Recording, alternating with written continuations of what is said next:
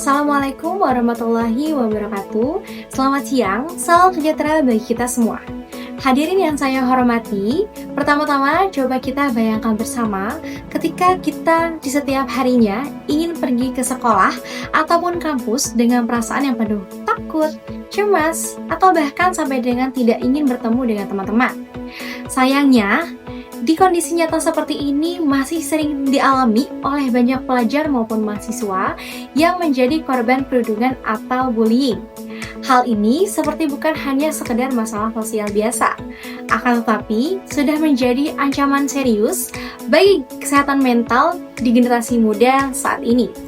Oleh karena itu, hari ini saya akan mengajak kita semua untuk lebih peduli terhadap perundungan atau bullying yang terjadi di lingkungan pendidikan, mulai dari lingkungan sekolah sampai dengan perguruan tinggi. Perundungan atau yang sering kita ketahui sebagai bullying adalah tindakan menyakiti orang lain secara sengaja dan berulang-ulang, baik dari perkataan, perlakuan fisik, ataupun perilaku sosial. Perundungan itu ada banyak bentuknya, salah satunya perundungan dalam bentuk verbal, yaitu penghinaan, mengejek, atau menyebarkan gosip. Lalu ada juga perundungan dalam bentuk non-verbal, seperti kekerasan fisik ataupun mengucilkan seseorang dari pertemanan. Menurut hasil asesmen nasional tahun 2022, ada sekitar 36,31% peserta didik di Indonesia pernah menjadi korban perundungan di sekolah.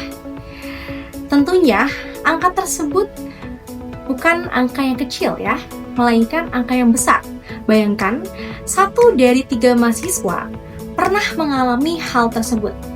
Berdasarkan laporan dari Komisi Perlindungan Anak Indonesia, juga memperkuat temuan tersebut sampai dengan Agustus 2023. Tercatatnya, ada 2.355 pelanggaran perlindungan anak, 87 diantaranya adalah kasus perundungan yang terjadi di lingkungan pendidikan. Lalu, kasus tertinggi juga ditemukan di Jawa Timur, Jawa Barat, dan Jawa Tengah. Sedangkan, pengaduan terbanyak muncul dari DKI Jakarta sebanyak 58%, Jawa Barat 16%, dan Banten 8%. Data ini menunjukkan bahwa perundungan masih menjadi masalah serius yang perlu segera ditangani bersama.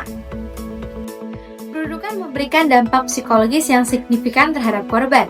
Para remaja yang mengalami perundungan menunjukkan tingkat kecemasan, stres, dan juga depresi yang jauh lebih tinggi dibandingkan dengan mereka yang tidak mengalami perundungan.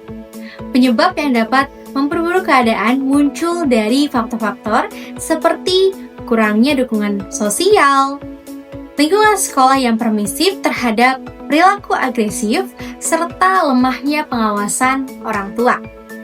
Perundungan tidak hanya terjadi di sekolah, tetapi juga di perguruan tinggi. Tekanan sosial, budaya senioritas, hingga persaingan akademik seringkali memicu terjadinya tindakan-tindakan tidak pantas yang merugikan mahasiswa baru atau pihak lain. Dengan demikian, kita semua memiliki tanggung jawab moral untuk menumbuhkan rasa kepedulian dan juga empati agar lingkungan pendidikan menjadi tempat yang aman, mendukung, dan bebas dari kekerasan psikologis. Sebagai guru, dosen, orang tua, maupun teman sebaya, kita perlu menjadi agen perubahan. Kita dapat memulai dari hal-hal yang kecil, misalnya seperti mendengarkan tanpa menghakimi, menegur pelaku dengan bijak, dan melaporkan bila ada tindakan perundungan di sekitar kita. Dari tindakan yang sederhana ini, kita bisa menjadi penyelamat bagi seseorang yang sedang berjuang dalam diam. Hadirin yang saya banggakan, kepedulian kita terhadap perundungan bukan hanya sekedar bentuk belas kasihan, melainkan tanggung jawab moral dan juga kemanusiaan. Ingatlah, satu kata kasar bisa meninggalkan luka yang lama, tetapi dengan satu tindakan, kebaikan bisa mengubah hidup seseorang. Mari kita jadikan lingkungan sekolah ataupun perguruan tinggi sebagai ruang yang aman, menjadi tempat tumbuh kembangnya generasi yang tidak hanya cerdas, tetapi juga sehat secara mental dan emosional. Demikian yang dapat saya sampaikan, semoga bermanfaat. Atas perhatiannya saya ucapkan terima kasih. Wassalamualaikum warahmatullahi wabarakatuh.